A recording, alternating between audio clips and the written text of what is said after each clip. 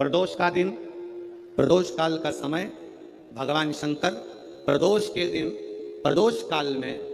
अपने भक्तों के घर पर नंदी के कान में जो बोल कर जाता है, शिवजी नंदी पर बैठकर उस भक्त के दरवाजे पर उसका कल्याण करने के लिए प्रदोष के दिन प्रदोष काल में पहुंचते हैं। हर हर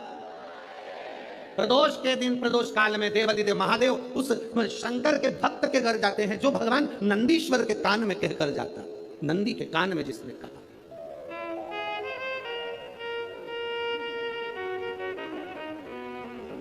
शंकर भगवान के इस शिवलिंग का स्मरण हम करेंगे।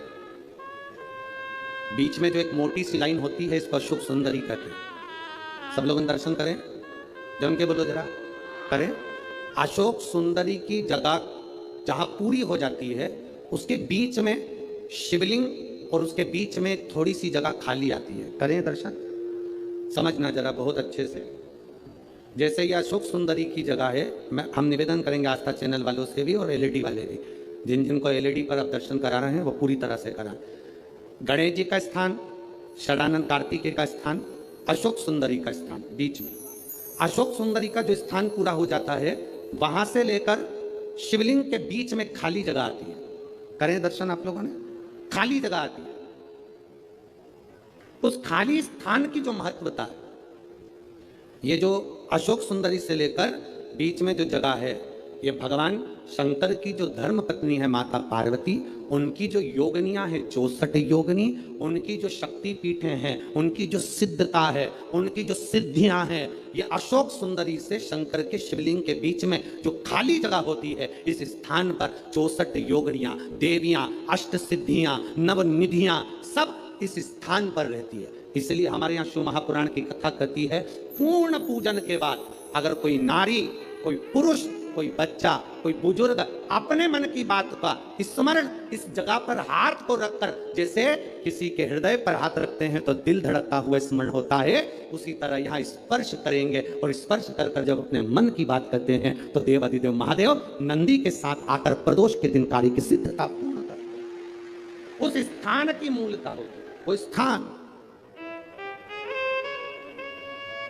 समझ में आ गई ना जगह? अरे बोलो तो जम के। नहीं समझ में आई हो तो एक बार फिर वापिस समझ लीजिए, फिर समझोगा। स्थान देखिएगा, अपने को भगवान की कृपा से यहाँ नागपुर में शंकर जी का शिवलिंग कोई ने कागज का बनाकर यहाँ जो भेजा, ये काम बाबा की कृपा से आप लोगों के स्मरण के लिए आया। देखिए जरा, गणेश जी का स्थान, कार्तिकेय जी का स्थान, बीच में ये आ गई अशोक सुंदरी की मोटी सी लाइन। अशोक सुंदरी की लाइन जहां खड़ी खत्म होती है, वहां से जो शिवलिंग रखा है इसके बीच की जो जगह है, ये जो बीच में अशोक सुंदरी के स्थान से लेकर शिवलिंग के स्थान के बीच में जो खाली जगह है, ये 64 योगनियां, अष्ट सिद्धियां, नवनिधियां, सब कुछ मेरे देवादिदेव महादेव ने माता पार्वती को अपनी चित्तवृत्ति के साथ यहाँ अनुमति प्रदान कर रखी है। वहां का स्पर्श,